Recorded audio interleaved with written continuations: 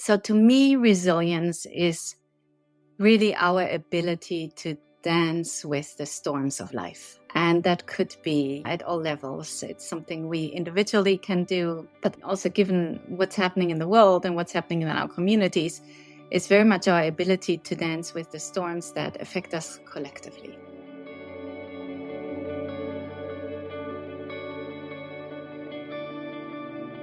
Hello, and welcome to the Inner Green Deal podcast, where we talk to inspiring guests about the human dimension of sustainability and explore the link between our personal journeys and the positive impacts we can have on the world. My name is Tamsin Walker. In this month's episode, we're going to be talking about resilience and how it serves as a bedrock for individual and collective growth, and how human resilience can be both informed by and reflected in the natural order of things. To explore this expansive issue with me, I'd like to welcome Daria Nashat. With a background in post-conflict development and peace and community building, she spent many years working with leaders on the importance of cultivating resilience. Hello, Daria, and welcome to the Inner Green Deal podcast. Thank you. Such a pleasure. Well, it's good to have you. And I'd like to kick off by asking a question that I ask everybody, which is about place and whether there is a place that was particularly important to you when you were growing up. I mean, it could be a place in nature. And the fact that you grew up in Berlin, because I also live in Berlin, I'm very interested to know if there is somewhere that you connected with nature in your younger years while you were living here. Yes, I do. I mean, growing up in West Berlin at the time, that place still continues to be and feel like home. And even though there was a wall around my part of the city, there were all these lakes, there was the forest, there were parks. Berlin is a very green city. And I do remember I lived very close to lakes, so we would go there often and just being with the trees, a lot of old trees also lining my street. When I go, I still recognize a lot of the trees. So I have this memory of trees, big trees, providing shade in the hot summers. And also the lakes, we could just, little beaches we could jump in when it got hot. The sky above Berlin is something that I miss often. Wide open spaces, interestingly, given the situation at the time, and a lot of birds in my neighborhood. I guess I was lucky. I was living closer to the outskirts, and there were always bird song. That's what I recall. Nice. Well, we will be coming back to nature, but we're also going to be talking about resilience over the course of our conversation. And I'm interested in this word resilience because it's kind of one of those words that seems to have become really big. And it's thrown around a lot. I think it probably means different things to different people. It's potentially one of these words that, because it's used so much, that it's at risk of losing its meaning. And I wonder if you could begin by just defining what the word resilience means to you at this moment in time, at this place that we're at in the world. Yes, I'm happy to. I agree with your observation. So to me, resilience is really our ability to dance with the storms of life. And that could be at all levels. It's something we individually can do. Also, given what's happening in the world and what's happening in our communities, it's very much our ability to dance with the storms that affect us collectively. And I sense that sometimes we forget that this really is an ability, it's a flexibility. So resilience really is our ability to adapt, to creatively adapt, to find ways to move with, not against what is happening.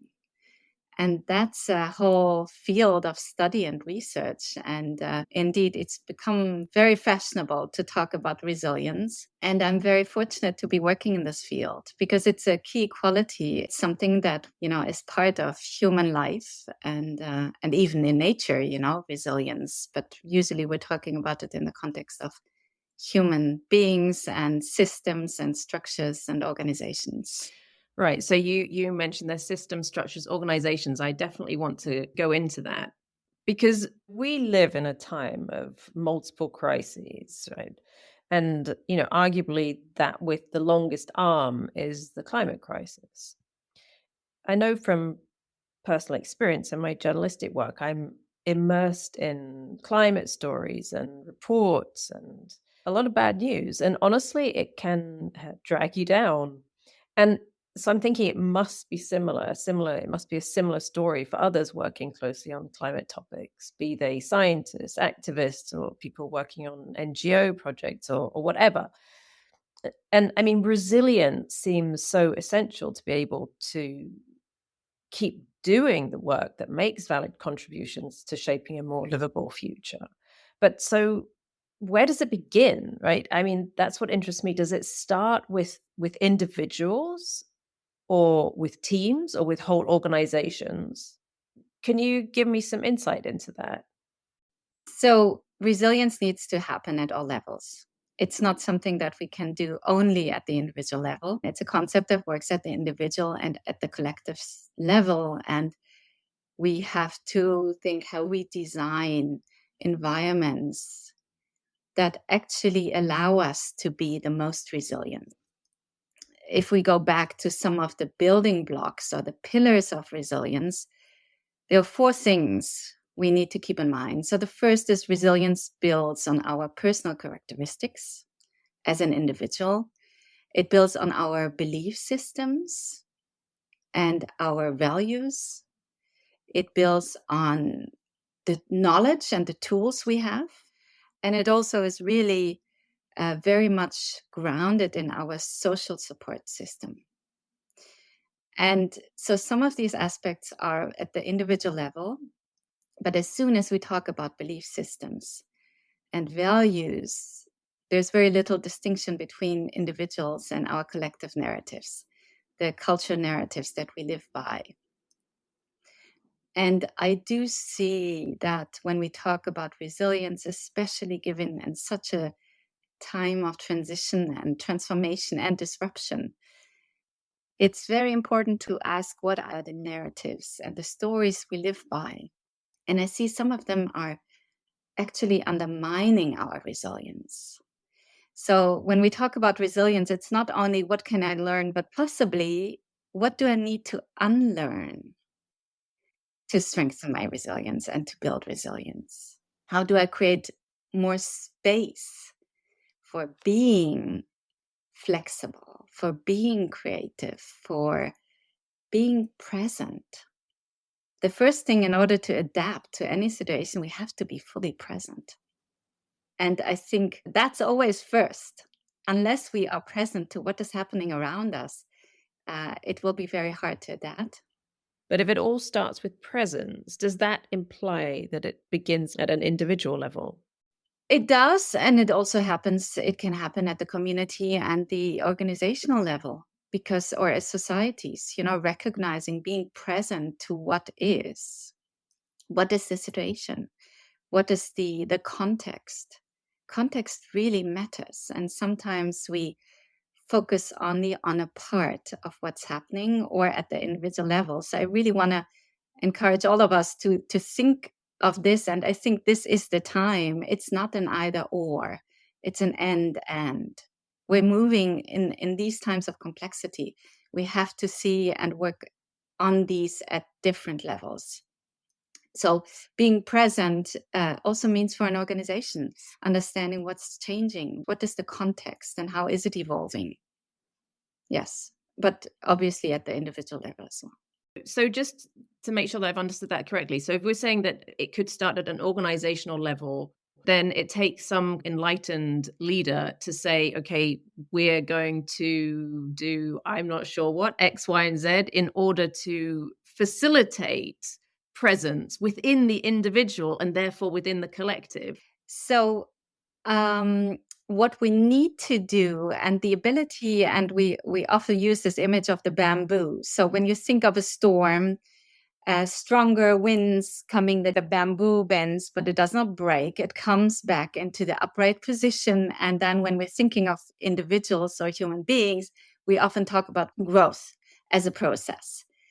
And the bending and not breaking and coming back and growing, so moving forward, relies on a system of roots that very strongly rooted in the earth. We need to be rooted in something, and that is our belief system. Those are our values. Those are the things we want to stand for. And so in many ways, it starts with knowing and working on this foundation of well-being, of knowing our values, knowing what we want to stand for, what we want to bring into the world. It's very important to have that and to be aware of that. So awareness of what is it that grounds me is really important. And often when we are in crisis situations or challenges, or in a situation where our entire normal is questioned or turned upside down, we tend to forget what roots us. So taking good care of our roots is extremely important. And that includes also community, our social network. Who is present with me? Who is holding my hand? Resilience is not something that is activated the moment the crisis hits. It's something that we continuously have to work on. It's a discipline, it's a routine. It's based on a self-care strategy that keeps us well. And then when a crisis or a challenge or adversity comes our way, we have the possibility to do more because we're grounded. I mean, it all makes perfect sense and it sounds great and very inviting. Can you give me an example? Let's say you've got a team within an organization, how you can get that whole team to be resilient. I mean, when you're talking about the core values and the belief systems, then we're talking there in organizational terms, we're talking about the values and the beliefs of the organization, what they stand for, and that kind of overarches and feeds down into the people who work in the organization. And if, let's say, there's an organization that hasn't perhaps taken the step of thinking about this, how can we be resilient and how can we have resilient teams? How might that work begin? Mhm. Yes, great question. So it starts with realizing and identifying, what do I stand for? Who do I want to be as an organization, as an individual, as a society? And being resilient, you could then ask, how could someone from the outside recognize, by observing, what your values are or what you stand for? And that's already a big step. This is being so grounded in your values and what you stand for that we actually live it so that others can recognize it. Interesting. And by doing so, I think we're leading into the future that we want to see. Talking about the future that we want to see, and we think about that in planetary terms, this resilience that it's clearly possible to build within individuals, within communities, within organizations, how can that then reflect out, in your opinion, into planetary terms? Resilience is always linked to aliveness. There's always energy. Resilience has something, this ability to adapt, to be lively, see opportunities, to see potential, and to adapt. I think knowing direction, knowing where we want to go, and then having the flexibility to work with the Mm. energy and not to get blocked or stuck. Sometimes we think, when we are dealing with crisis or adversity, that we need to become more hardened, that being strong means to become harder, to resist change. And this actually is not what resilience is about. Resilience is our ability to be flexible without losing ourselves, without losing our core. Well, I've heard you talk also about the natural world and its importance to you. And also I think I heard you speaking about an understanding of the fact that we're not separate from the world around us, but really recognizing that we are the world around us. Do you see a way to work with the natural world in order to help people understand how resilience works, or help people essentially in the mission to protect the planet? I think it would very much help. It would change everything if we remembered that we are part of nature. Because when we remember that we are part of nature, we will also see that we are part of the natural rhythms of life. It means understanding that the idea of separateness, it's fiction, it's an illusion. There is such an interdependence of everything. When we remember that, we reestablish and restore our relationship by being part of the whole. I think sometimes we've been taught this narrative, and I think it is a real limiting belief that undermines our resilience, that we are separate from each other as human beings and separate from nature. I truly believe that this is the time to realize nature needs to be in the lead and we need to follow. And this means to decenter ourselves. We know very little. But when we remember that we're already part of it and we live aligned with nature's laws rather than against nature's laws, everything will become very easy.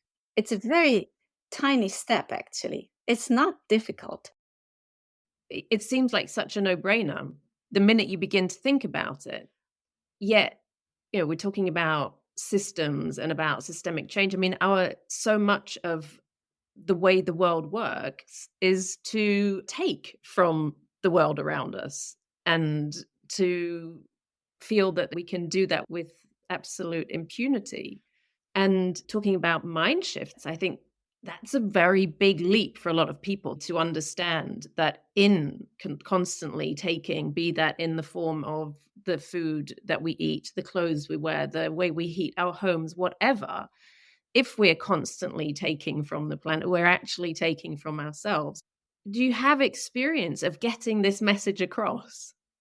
As you mentioned, I grew up in Berlin and I grew up in West Berlin. And at the time, my city was half of the city surrounded by a wall and the landmines and the soldiers. And I could not imagine my city without the wall. It had always been there. And then I wake up one day and the wall is gone. I just see people, thousands, tens of thousands of people, the energy, people coming over through all these border crossings, the celebration, this sense of deep interconnectedness and freedom and joy. And the interesting thing, the wall was still standing. It was still there. And yet it was gone because it had lost its power. There was no fear. So I know, I've seen it. I've really been privileged to experience that when the time is ripe, walls crumble. And we're going through another time of deep and profound transformation. Systems are crumbling because they're not sustainable. They cannot carry us any further. And I'm really glad to see that things are shifting. And at the same time, it's a difficult time. It's a very disruptive time. It's a very painful time. We see a lot of backlash. It's old systems trying to hold on to the old ways of doing things. And yet, I think this is also the challenge, and this is part of our resilience, to be able to hold this tension, to hold the emergence and the unraveling. It's the pain and it's the excitement of the new. We need more spaces for grief as well, for letting go. This is part of our resilience as well, creating spaces where we can really feel all the feelings, the overwhelm, and the hope. They come together. Resilience always comes with adversity. They belong together.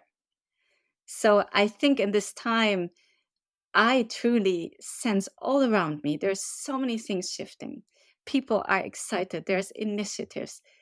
The important thing is to stay present and to come from that energy, the energy that sees beyond the world. Well, there's a lot to think about there.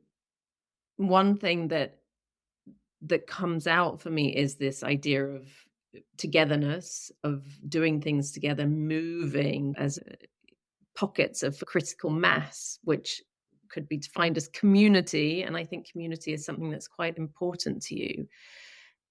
Can you give me some insight into how community can play a role in pushing forward positive transformation? Communities and social relationships are one of our most important indicators of resilience. And when things fall apart, and I think we've all seen that during the COVID pandemic, our networks, our social relationships, our communities were so important. And the absence, the experience of social distancing also taught us how critical it is for us as human beings to have community. So investing in communities, finding and creating spaces where we can be together and making time in our busy schedules to connect and have deep conversations or just be present and be playful. This is also part of it. The joy, Mhm. bringing in the energy. Again, I think it is important to really nourish our souls, minds, and bodies in the company of people that are become, fellow travelers on this journey. During the COVID period, I reconnected with 3 friends and colleagues, and we had scheduled every week on Friday afternoon for 1 hour a check-in call. And they were on different continents, but we would always get together online and check in and just listen, be present for each other and listen. And I think this deep listening, empathic presence, especially in these times, is very, very important for all of us. We need to nourish ourselves. Yes, and I would like to talk about that nourishment, but can we just hang on to deep listening for a moment? Because it's perhaps not a term that everybody would be familiar with. Maybe you can just give an example. What do you mean by deep listening? I think everyone, and I want to invite all listeners as well, to think of the last time you felt truly heard. When we speak about listening, what happens often is that someone tells a story, and in our minds, we already connect by going back to a certain story that is similar. And we're thinking of, okay, what kind of advice could I give? Or sometimes we don't even think about it, it just comes out of our mouth. So the practice of deep listening is the presence that matters. It's the being. In a world that is so focused on rushing and running and having, it's moving away from the doing. And it's an easy one to practice, isn't it? I mean, you can practice deep listening with anybody by simply turning to full volume your listening function. Absolutely. Just being present. I mean, I'm saying just, it's a practice. It's something that we grow into because we're so used to jumping in and speaking easily and trying to offer support or help. But the real art of active listening is to stay present. I think it's in a time where we have the world in our pockets in the form of a mobile phone. even, I mean, I notice this myself, and I might be cooking or listening to the radio or looking at my phone, and one of the children comes and they want to tell me something, and I'm listening with half of one ear and sort of trying to do another three things at the same time. But yeah, so I am going to try and do that differently this evening. I know the feeling. I know it's very challenging because we're so pulled in all directions and we have all these devices that take our attention that are actually designed to take away our attention. Yeah. And yet our resilience starts with being present. Mm. It's the only way I think we can feel the energy and then take the next step. We have to be present. Yeah.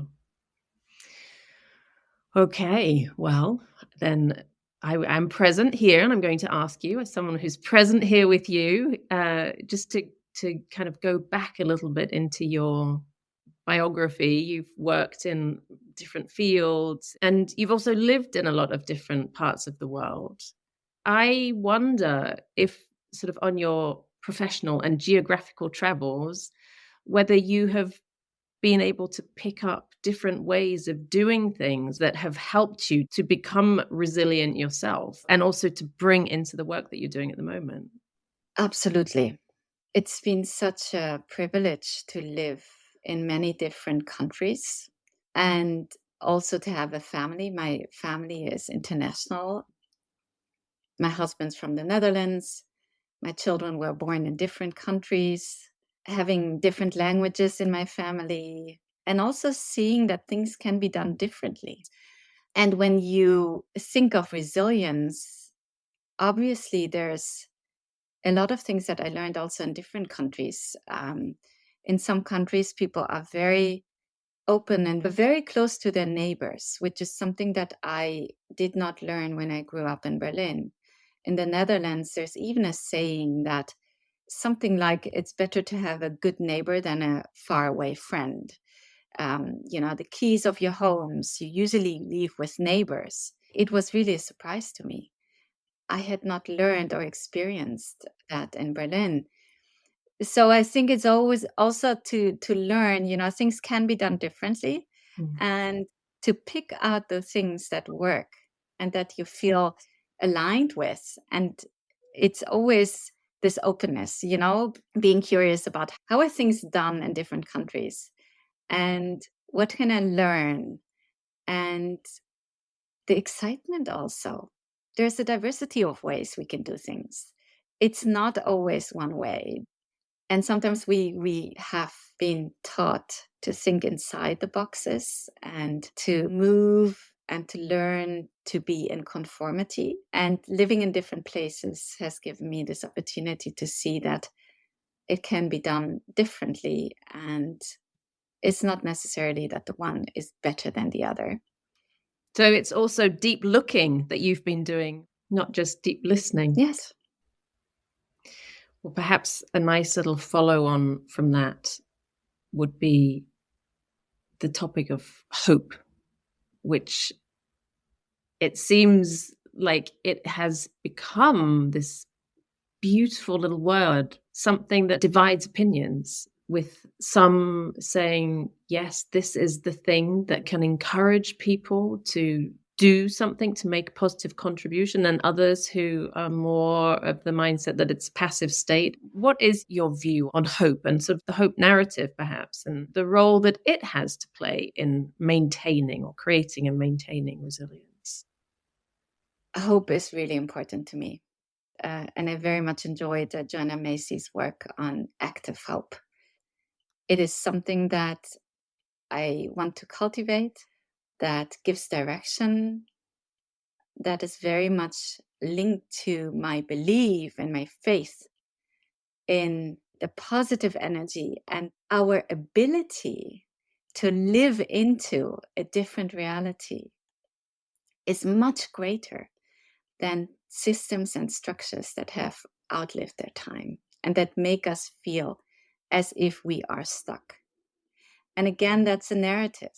It's a narrative. We have to use our imagination. As I said, I could not imagine my city without the wall. And yet it happened because apparently someone could see beyond the status quo. I truly believe that it is the power of imagination and the energy that comes with dreaming big and living as if we are already there.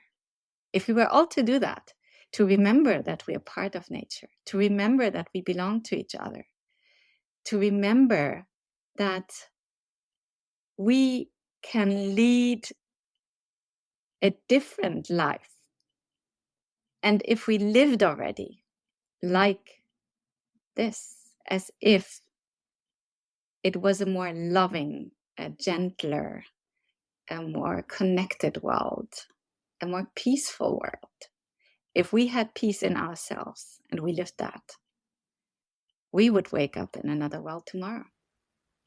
You think that it would just have an infectious effect? Absolutely. When we fight, it's as if we're pushing things away. We're spending a lot of energy on what we don't want. We want something else. So let's focus on what we want, because the old ways are not working. Okay, well, I would like to ask you one final question. And this question is also something that I ask everybody. And it is, if there were one skill, just a single skill, that you wish everybody had, what would it be? I think to see beauty and to feel the love that's everywhere and in us all the time. That really would be transformative. Thank you for sharing that thought. You're very welcome. Thank you so much for this wonderful conversation. Thank you. Yes, thank you very much for coming on. I've really enjoyed hearing all your thoughts. There's a lot for me, and I hope for other people to really take away with them and to think about, to listen to deeply. Thank you so much. I very much enjoyed it. I hope you enjoyed hearing Daria's thoughts on and experience of resilience. She's left me with plenty to think about, and I will be aiming for deeper listening in my conversations from now on. Maybe you'll give it a go too. I'll be back next month with a new episode of the Inner Green Deal podcast.